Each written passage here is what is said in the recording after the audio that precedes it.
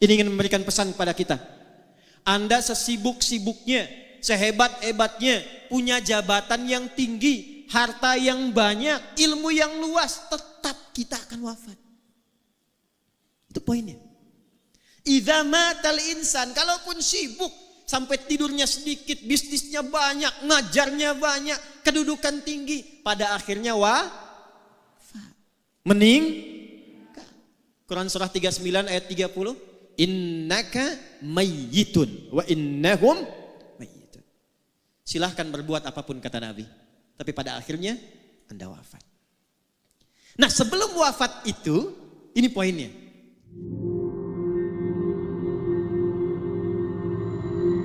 Saya agak cepat. Udhkuru mahasina mautakum wa kuffu an masawihim.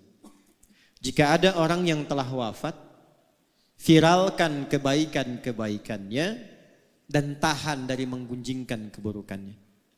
Apa makna yang kedua kata para ulama? Dari kebaikan yang telah kita ketahui tadi, jangan cukupkan sekedar menjadi informasi. Saya ulang ya. Jangan cukupkan sekedar menjadi informasi. Contoh, Haji Anif ini punya program membangun 99 masjid. Sampai sekarang tahun 2023 ada kisaran 30-an lebih masjid yang telah terbangun. Beliau support ambulan, perhatian mendirikan klinik dan sebagainya. Alhamdulillah, untuk beliau selesai. Jariahnya mengalir. Ada 9 lafaz di hadis Muslim, cukup Nabi yang memberikan garansi lewat hadis ini. Perhatikan kalimatnya. Disebutkan 9 lafaz di hadis Muslim, kalimatnya idza matal insan. Atau dalam riwayat lain idza matal abdu. Imam Nawawi rahimahullahu taala dalam syarahnya menafsirkan idza matal insan ay idza mata ibnu Adam. Kalau seorang manusia yang beraktivitas meninggal dunia. Izin, maaf. Manusia disebut dengan 5 nama dalam Quran. Berapa nama? Ada bashar 35 kali disebutkan dalam Quran. Ada ins dipasangkan dengan jin 18 kali disebutkan di Quran. Ya ma'syaral jinni wal wa ma khalaqtul jinna wal. Ada insan 65 kali disebutkan dalam Quran. Yang keempat ada nas 240 kali disebutkan dalam Quran. Dan yang kelima ada Bani Adam 7 kali disebutkan dalam Quran. Semua nama itu punya makna. Kalau disebutkan insan, itu artinya menunjuk aktivitas manusia dari bangun sampai tidur lagi. Saya ulang ya. Kalau disebutkan insan, ya iqra bismi rabbikal ladzi khalaqal ar-rahman 'allamal khalaqal. Kalau disebutkan al-insan, itu bukan sekedar menunjuk nama manusia, tapi menekankan totalitas aktivitasnya dari bangun tidur sampai tidur lagi. Nah, Nabi menyebutkan dalam hadis riwayat Muslim tadi, idza matal insan, jika manusia yang beraktivitas dari bangun sampai tidur lagi itu selesai aktivitasnya. Ini ingin memberikan pesan kepada kita. Anda sesibuk-sibuknya, sehebat-hebatnya, punya jabatan yang tinggi, harta yang banyak, ilmu yang luas, tetap kita akan wafat. Itu poinnya. Idza matal insan, kalaupun sibuk, sampai tidurnya sedikit, bisnisnya banyak, ngajarnya banyak, kedudukan tinggi, pada akhirnya wafat. Meninggal. Quran surah 39 ayat 30. Innaka mayyitun wa innahum mayyitun. Silahkan berbuat apapun kata Nabi, tapi pada akhirnya Anda wafat. Nah, sebelum wafat itu, ini poinnya.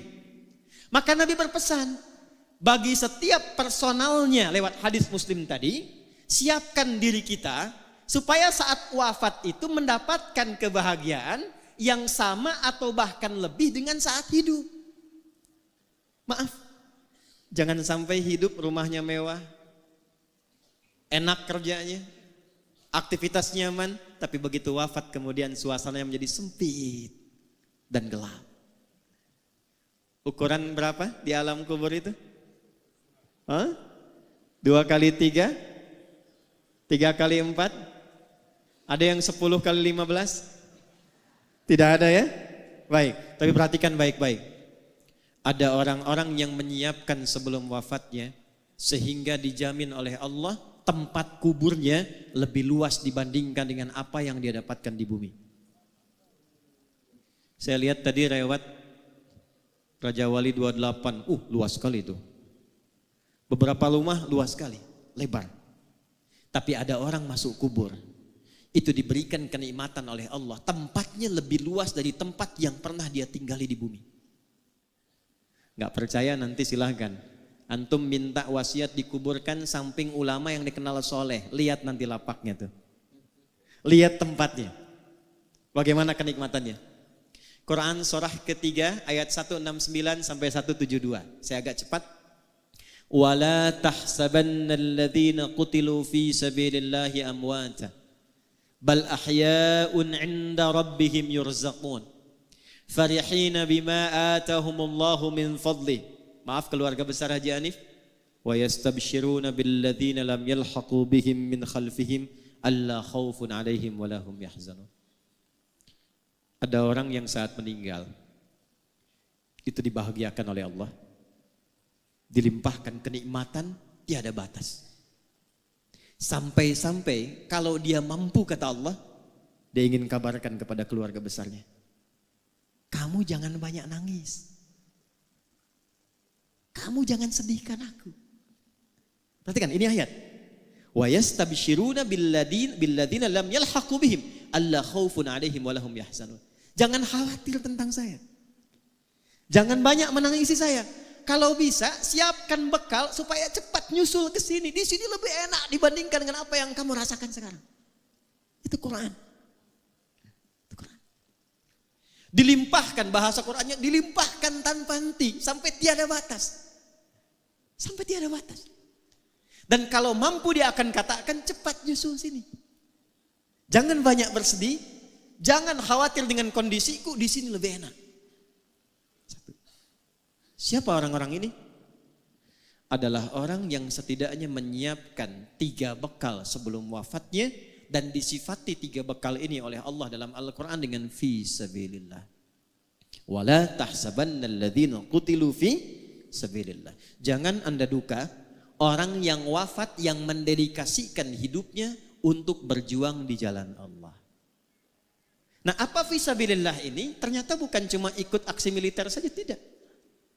Banyak sekali ruangnya. 1, kata Nabi, idza matal insanu inqata'a sa'iru amali. Memang orang itu kalau sudah wafat terputus semua potensi pekerjaannya. Sudah. Enggak bisa sholat lagi, enggak bisa puasa lagi, enggak bisa kerja lagi. Tapi Masya Allah, ada 3 yang ia siapkan sebelum meninggal, dan 3-tiganya walaupun tak mampu dikerjakan lagi, pahalanya terus mengalir. Jadi kalau nanti ini mengalir, wujudnya berupa cahaya di alam kuburnya. Berupanya cahaya, nur. Ya, bentuknya diberikan cahaya. Lalu diberikan kenikmatan oleh Allah berlimpah, dicukupkan semuanya, nikmat. Apa 3 ini? 1, dia menyiapkan sebelum pulangnya amalan utama yang melahirkan transfer pahala disebut dengan sedekah jariyah. Saya ulangi. Namanya sedekah jariyah. Ini rumus cepat ya buat kita yang hidup nih. Ini beliau sudah mengajarkan tadi lewat tayangan yang kita lihat. Jadi sedekah itu ada 2. Saya ulangi, sedekah ada berapa? 2. Semua kegiatan baik kita itu disebut sedekah namanya. Salat itu sedekah. Zakat itu sedekah. Di Quran zakat disebut sedekah. Khudz min amwalihim sedekah. Dikeluarkan disebut sedekah. Innamas shadaqatu lil fuqara. Sedekah. Nah, sedekah jenisnya 2. 1 yang disebut sedekah tsabitah. Amalan tetap selesai saat hidup, pahala enggak ngalir saat wafat. Contoh, kita sholat sehari berapa? 5 kali yang fardu. Setelah meninggal kan tak sholat lagi. Nah, yang mengalir pahalanya itu yang kita kerjakan saat hidup. Selesai meninggal, enggak dapat transfer pahala lagi dari sholat kita. Selesai. Itu namanya sedekah tsabitah. Tapi kalau Anda siapkan karpet untuk masjid. Saya mau titip 1 keran untuk orang wudhu. Saya mau titip genteng 1 saja untuk yang di masjid. Saya mau titip 1 mushaf untuk dibacakan oleh anak-anak penghafal Quran. Kemampuan cuma 1. Bekal cuma 50.000. Saya belikan mushaf, saya simpan di Masjid Al-Musannif misal. Allahu Akbar, wafat orangnya. Dibaca mushafnya oleh 1 jamaah yang hadir di masjid itu. Begitu dibacakan 1 huruf saja. Nun. Berlakulah hadis At-Tirmidzi nomor hadis 2910. Man qara'a harfan min kitabillahi falahu asyru hasanat. Siapa yang baca 1 huruf dari Al-Quran, orang yang baca dapat langsung pemberian dari Allah 10 kebaikan. 1 hurufnya. 10 ini jangan dihitung begini. 1, 2, 3, 4 itu sedikit. 10 itu di hadis Muslim, analoginya sama dengan ke masjid dapat 25. Jarak 1 ke 2-nya 500 tahun. 2 ke 3 500 tahun. 3 ke 4 500 tahun. Ditampakkannya nanti saat sakaratul maut. Di pahala itu 10 yang disebut pahala ajrun tampaknya saat sakaratul maut. Ditampakkan oleh Allah sehingga dia senang. Saat senang itulah dia dalam keadaan tenang dicabut nyawanya sehingga dipanggil dalam keadaan yang tenang. Quran surah 89 ayat 27 sampai 30. Ya ayyatuhan nafsul. Kenapa mutmainnah? Karena tenang diperlihatkan bagian pahalanya. Dibacakan 10 dapat. Tapi hadisnya belum selesai. Hadis Muslim, man dalla ala khairin falahu ajruhu mithla adli fa'ilihi min ghairi an yankusa min adli syai'. Itu mushaf punya siapa yang dibaca tadi? Apakah punya yang jamaah yang baca?